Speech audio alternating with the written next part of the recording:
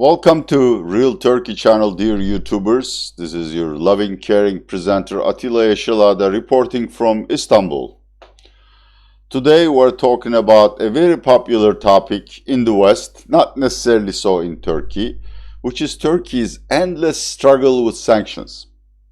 Yeah, EU is threatening to slap sanctions on Turkey.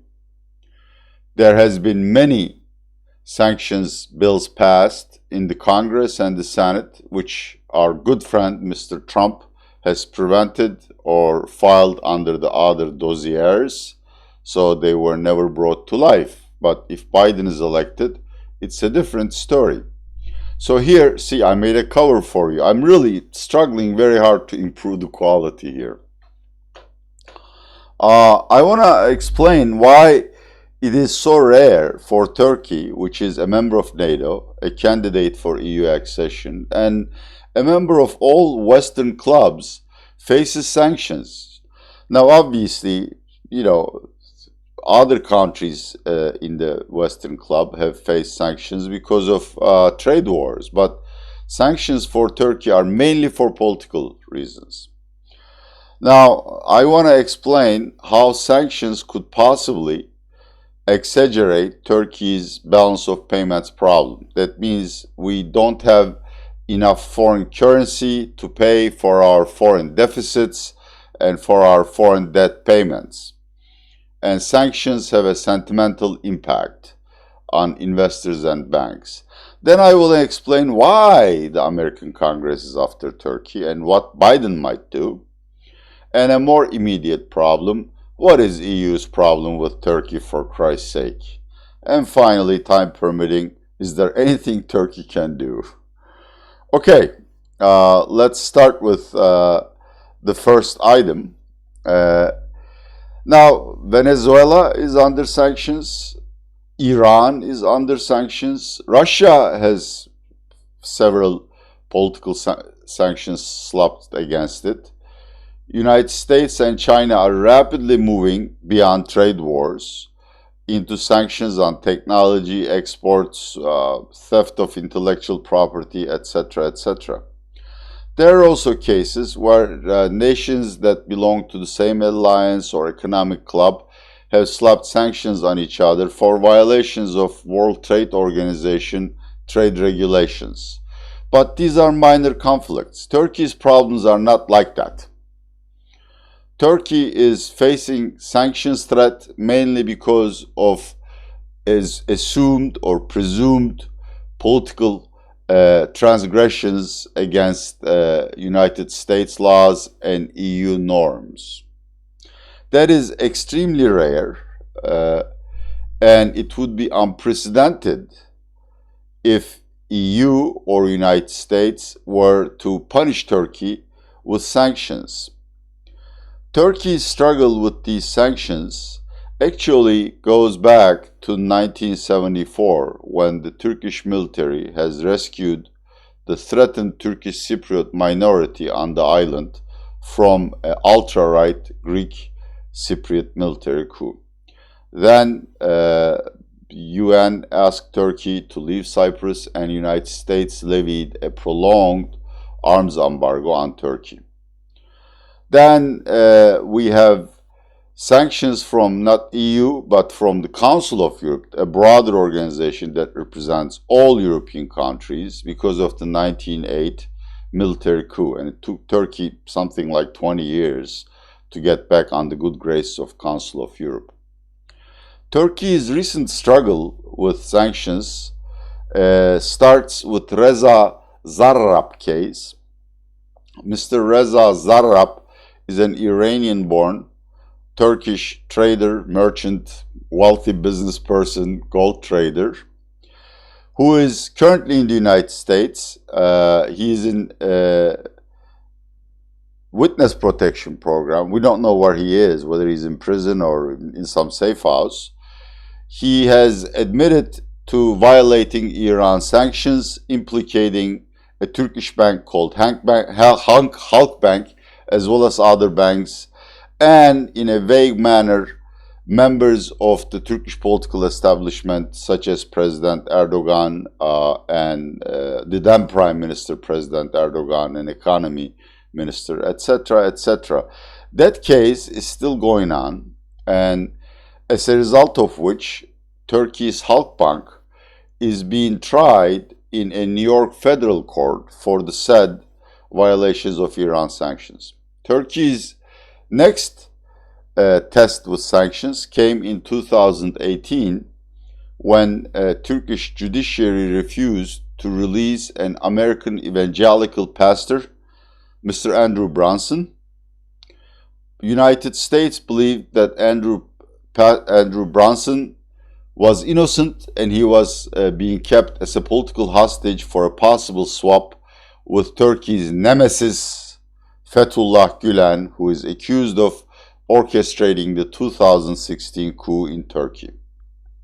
Then President Trump sent one of his famous "after midnight I shall destroy you" tweets, and in 6 days Andrew Brunson was released. It was suddenly decided that he has served enough for his crimes, and he was breaking bread with President Trump in the White House. Since then, Turkey has bought S-400 anti-missile systems with Russia, which, according to American laws, is a sanctionable act. And in fact, both the lower house and the Senate have passed or prepared sanctions bills under the Kaatsa Act, something like punishing America's enemies or whatever. But Mr. Trump, being a very good friend of Mr. Erdogan, refused to sign these, intervened with Republican senators to prevent the final passage of the bill. Reportedly, I really don't know, there is a report on the desk of Mr. Trump from the American Treasury or its affiliated agencies that Halkbank had indeed violated Iran financial sanctions and ought to be penalized X billion dollars. Since this is not an open source information, I can't give you any more details. There are many other reasons. Turkey's proxies, the Syrian National Army, is accused of war crimes in Syria, in the zones which Turkey invaded to stop Assad from conquering the entire nation.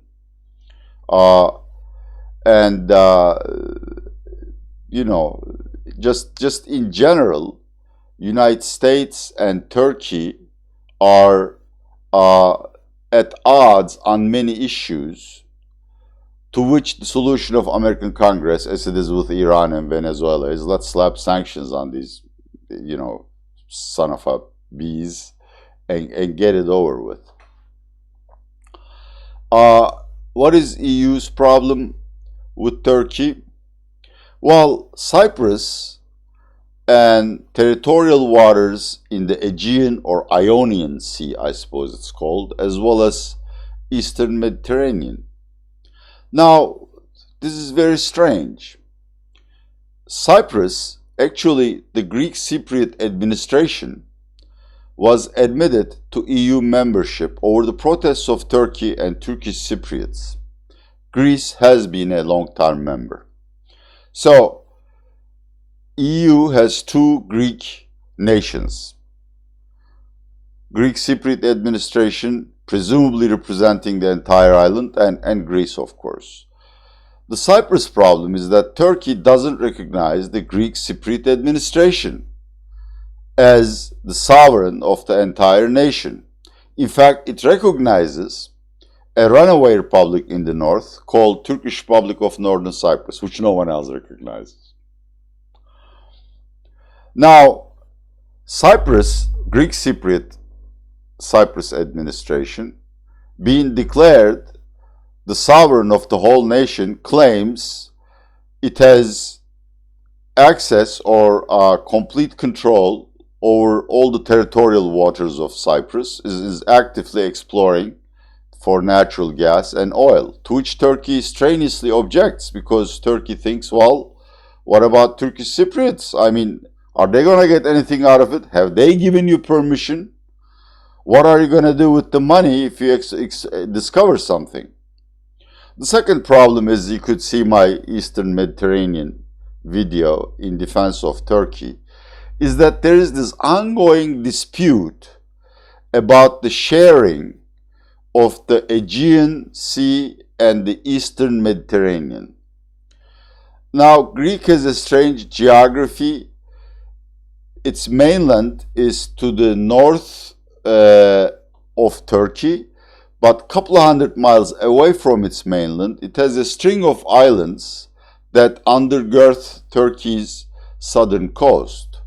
And Greece claims each of these islands must have territorial waters, must have a continental shelf, which, if they were correct, would actually encompass part of the Turkish mainland. But based on this argument, they think Turkey should not have any access to Eastern Mediterranean, and Turkey's access to the resources of Aegean Islands, to the Aegean Sea, ought to be very limited. Of course, Turkey doesn't accept this argument.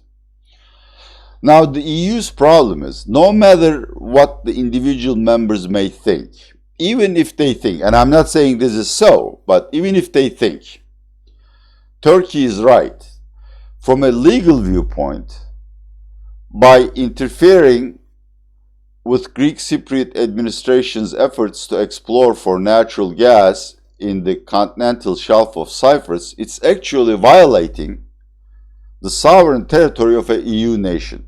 The same argument goes for the dispute in the Aegean Sea and Eastern Mediterranean.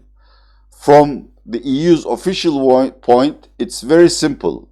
Greece is our brother. He is right. And if you disagree with him, well, you are actually attacking EU borders. Legally, I can't really argue with this viewpoint. Ethically, and from a logical viewpoint, EU's constant siding with the Greek Cypriot administration and Greece is one reason why Turkey, once a very enthusiastic candidate for EU accession, has stopped dead in its tracks. And nations which applied after Turkey, such as Serbia and I believe Albania, though Albania may be an associate member, are already members. Croatia is a member. Romania is a member. Bulgaria is a member. We're the only country that really hasn't made any progress in the accession. And Cyprus and our problems with Greeks is one of the main causes for it. Though I want to be perfectly honest, Turkey has deviated substantially from EU's human rights charter called the Copenhagen criteria, and it has not really maintained the institutions and practices of democracy, as well as the current government committing several human rights abuses, which would not be excusable to EU for any nation. But anyhow, now on 26th of September, EU leaders will convene a special summit. The primary item on the agenda is Brexit. China will also be discussed, but actually a French-Greek joint proposal to punish Turkey with sanctions will be brought to the table. We really don't know what kind of sanctions will be proposed because EU doesn't speak with a single voice. There are those who advocate very symbolic sanctions, such as not allowing Turkish exploration ships to European ports, or the captains and the crew of those ships access to EU. These would be symbolic. At the other end is the European Parliament, which thinks that Turkey ought to be punished severely. This is not the exact wording they have used. I am subquoting, but they want the customs union agreement between Turkey and EU to be subject to restrictions to punish Turkey. And of course, there are those who think that Turkey's accession process should be postponed or put on ice, and diplomatic relations with Turkey ought to be brought down to the lowest level.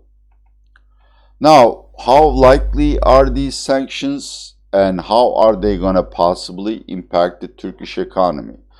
Again, starting with the EU, because this is going to happen this weekend, I think, as I've said, from a legal viewpoint, EU has to impose some sanctions, but I don't think there is a consensus in Brussels or among EU leaders that it's smart to antagonize Turkey so badly at the time when she is hosting 4 million Syrian refugees and when Turkish economy is doing extremely poorly.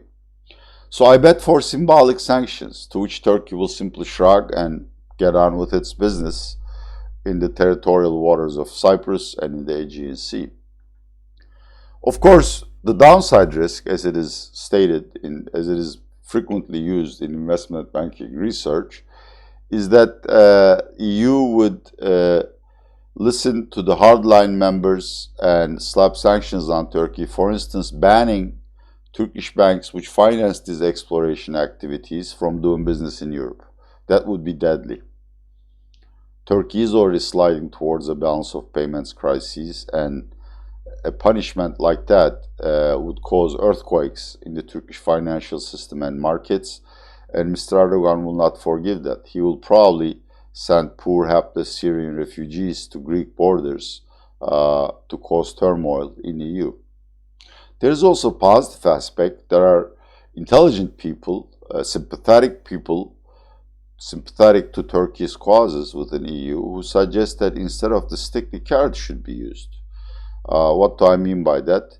For instance, Turkey can be offered a waiver of the current visa requirements or a date for starting extended customs union negotiations if it declares a moratorium on exploration activity or promises to resolve its problems with Greece peacefully, perhaps under international arbitration. I think if such an offer is made, Erdogan may be interested. Otherwise, my view is that EU sanctions are largely symbolic, but because they are slapped on account of Cyprus, which is a national issue in Turkey, it will simply alienate Turks from EU further and will play into the hands of Erdogan and Islamists who wants Turkey to turn its face to Arab world and to Asia. Now, US sanctions are very serious. I think if Trump remains president, he will continue to protect Erdogan. They have a genuinely close relationship. They call each other frequently. Trump obviously, is concerned primarily with his own national interests, but to the extent possible, he delays punishments against Turkey. Now, if Biden is elected, I'm fairly sure two things will happen. A, the CAATSA sanctions bills that are waiting on the top shelf of top Democrat and Republican senators, as well as House of Representatives whips, will be immediately brought to the floor, passed with almost unanimity, and Biden will sign them. I mean, to the extent I understand Biden, he's more bound to convention and democratic processes, and if Congress comes up with a bill, he will not hesitate to sign it. In which case, these CAATSA sanctions come in a wide range of flavors, from very mild to extremely severe, such as kicking the subject country out of SWIFT international bank settlements. But even just the rumor or news of such sanctions, for instance, appearing in New York Times or Washington Post or The Economist, I don't know, whatever you read, is going to cause massive turmoil in Turkish markets. The lira, which is already the black sheep of the emerging markets family, will drop down the cliff. Turkey will face a massive devaluation, which will immediately infect or spread to inflation.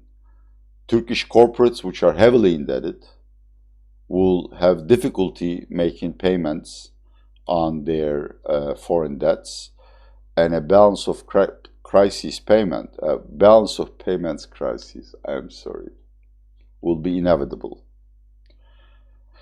I want to show you the cover from today's Moody's report. Today is Monday, to make sure you understand that these are not my sick fantasies, but largely, you may assume I copied Moody's. I don't really care. But largely, these are the views expressed by Moody's. And if American sanctions were to transpire, Moody's would relegate Turkey to default status, which would make it impossible for our companies and banks to borrow. So really, these are fateful days for Turkey. First 26th of April, then I believe 3rd of November, though I have made a mistake in that. I think it's the first Tuesday of November when the new president will be elected. And if Biden is elected, then Turkey, the ship of Turkey will sail into very dire straits. And I don't think we'll be able to prevent an economic crisis sometime during the winter. Well, thanks for watching this extremely gloomy broadcast. And if you like it, share it with friends. This is Atilla Yeşilala saying goodbye from Istanbul.